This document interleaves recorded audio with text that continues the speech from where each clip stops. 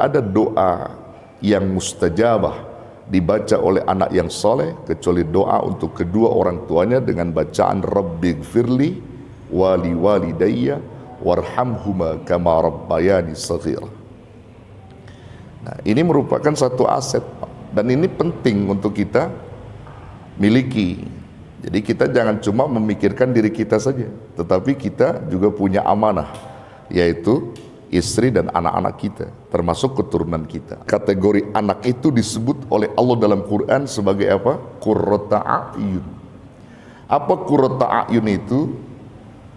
Anak yang dapat menyejukkan hati kedua orang tuanya, menyejukkan mata kedua orang tuanya kelak waktu di dunia maupun nanti di akhirat. Menenangkan hati. Kita punya anak tuh, hati kita tenang. Bagaimana posisi ketenangan hati di saat kita melihat anak itu? Anak kita rajin ibadah, anak kita rajin berzikir, anak kita gampang diarahkan, anak kita tidak pernah lawan dengan kita. Kalau kita perintah dalam kebaikan, sami'na wa ata'na, dan tidak pernah membantah kita, itu aset, dan itulah qurrata a'yun. Di dunia saja kita senang melihatnya, bahkan menenangkan pikiran kita, menenangkan hati kita. Kelak kita wafat, lebih-lebih ia mendoakan kita, dan itu menjadi kesenangan yang luar biasa. Jadi anak pertama dalam Quran disebut sebagai qurrata a'yun. Untuk bisa membentuk qurrata a'yun itu bagaimana? Yaitu cara kita, dengan cara berdoa dan membentuk karakter anak kita sesuai dengan apa yang diajarkan oleh Allah dan Rasulnya. Itu menjadi catatan, saudara. Jangan lepas kontrol apa yang diajarkan Allah dan Rasulnya. Sejak kecil Rasul sudah mendidik dan mengajarkan kepada anaknya dan juga cucunya, termasuk memberikan perintah kepada kita sebagai umatnya untuk mendidik atau mentarbiyatul aulad, mendidik anak-anak itu. Dari mulai umur 7 tahun sudah Rasul sampaikan, ajarkan anakmu sholat, perintahkan, masuk di dalamnya mendidik dia.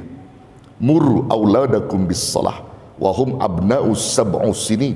Perintahkan anakmu, artinya didik anakmu untuk melakukan sholat itu ketika dia berumur 7 tahun. Wadribuhum alaiha, pukul dia. Wahum abna'u ashrin, kalau umur 10 tahun belum juga mau sholat, pukul, pendidikan. Ini artinya begitu besarnya peran orang tua untuk mengarahkan dan membentuk anak menjadi harapan yang ada dalam Quran itu. Seperti apa yang disebutkan Allah dalam Quran, anak sebagai qurrata a'yun. Untuk bisa menjadi qurrata a'yun, cara kita untuk mendidiknya. Kalau boleh diartikan, qurrata a'yun itu nama lainnya waladun saleh, anak yang soleh. Qurrata a'yun itu anak yang soleh, yang gak pernah nyakitkan kita. Gak ada kata terlambat bagi kita untuk membentuk karakter anak yang menurut kita sekarang dia melawan misalnya. Gak ada kata terlambat. Sebelum kita dipanggil oleh Allah, selagi napas ini masih ada dalam dada kita, itu punya peran kita untuk membentuk mereka. Jadi nggak ada kata terlambat, saudara. Itu kan dari kecil susah. Kalau udah sekarang, jangan bilang susah. Susah kata nafsu antum. Tapi kata Allah, kalau Allah dengan kun payakunnya, dengan jerih payah orang tua, doa, usaha dilakukan, mustahil Allah akan titipkan sesuatu apa yang kita minta. Yang penting intinya kita dekatkan Allah Subhanahu wa ta'ala gitu. Jadi tidak ada kata terlambat. Walaupun kita sekarang punya anak mungkin barangkali macam-macam, ada yang baik, ada yang tidak, dan seterusnya. Ya, kita ingin semuanya punya anak bagus, soleh semua. Tergantung bagaimana peran kita. Nah, ini qurrata a'yun. Nah, ini bisa dilihat dalam surah Al-Furqan, ya, dalam surah Al-Furqan ayatnya 74. Di mana orang-orang yang selalu berdoa, di sini sifatnya ini umum, Pak. Dalam konteks ini adalah umat muslim yang taat, beriman kepada Allah, dia tidak akan pernah melepaskan doa yang diminta. Apa itu? Doa yang kita sering sebut, yang sering kita baca dalam Quran. Walladzina yaquluna rabbana hablana min azwajina wa dzurriyyatina qurrata a'yun waj'alna lil muttaqina imama. Jangan pernah putus usaha doa kita dengan kalimat yang disebutkan Allah dalam Quran itu. Rabbana hablana, orang-orang yang mengatakan dan berdoa Rabbana, wahai Tuhan kami, hablana, anugerahkan kepada kami. Kalimat anugerahkan ini sering kita pahami ketika orang itu belum punya anak, kan begitu.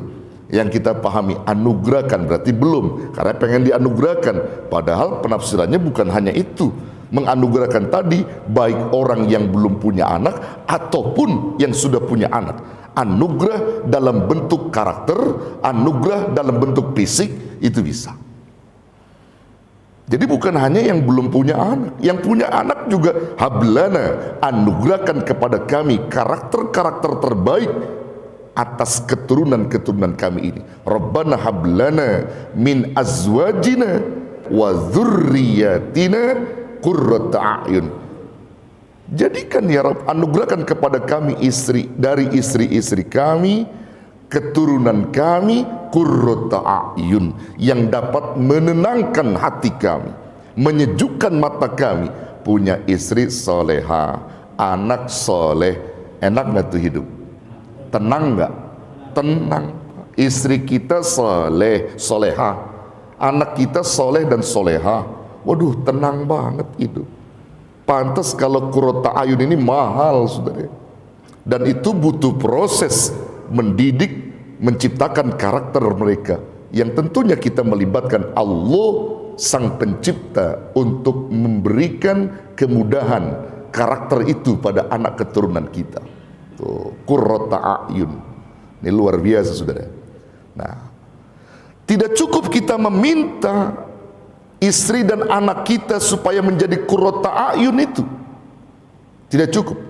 Tapi kita juga meminta kepada Allah supaya kita ini dijadikan Allah sebagai pemimpinnya orang-orang yang bertakwa. Waj'alna lil muttaqina imama, jadikan kami ya Rabb sebagai imam, sebagai pemimpin orang-orang yang takwa. Jangan sampai istri antum soleha, anak antum soleh dan soleha, tapi kamunya toleh. Nggak boleh. Istri yang soleha, anak yang soleh dan soleha, suaminya juga soleh, maka dia menjadi pemimpin orang-orang yang takwa. Di situ yang diinginkan oleh Allah Subhanahu wa ta'ala. Jadi anak ini disebut Allah pertama sebagai qurrata a'yun, penyejuk mata kita, penenang hati kita. Tuh. Saudara punya istri, judesnya bukan main. Punya anak ngerongrong mulu. Kira-kira rumah tangga begitu rasa apa ya? Nuansa surga apa nuansa neraka gitu? Nuansa apa? Neraka. Nuansa neraka. Istrinya judes, toleh, nggak pernah taat sama Allah, nggak pernah taat juga sama suaminya. Anak-anaknya juga begitu. Kita pulang, kreditan tuh numpuk, di mana-mana tagihan, wah luar biasa. Udah gitu apa? Sama ibadah susah nih istri kita. Anak-anak kita juga sama. Kitanya taat dalam hal ini, pusing pak. Tapi lagi-lagi orang taat nggak ada putus asa. Dia tetap meminta kepada Allah supaya istri dan anaknya itu menjadi qurrata a'yun. Jangan pernah menjadi penyesalan apa yang sudah dikodarkan Allah kepada kita, karena semua itu dikembalikan kepada kita. Kalau kita menyesali apa yang sudah diputuskan Allah, berarti kita melawan Allah. Yang penting intinya sekarang kita terima, tapi kita tidak pernah berputus asa untuk membentuk karakter-karakter qurrata a'yun pada istri dan anak-anak kita.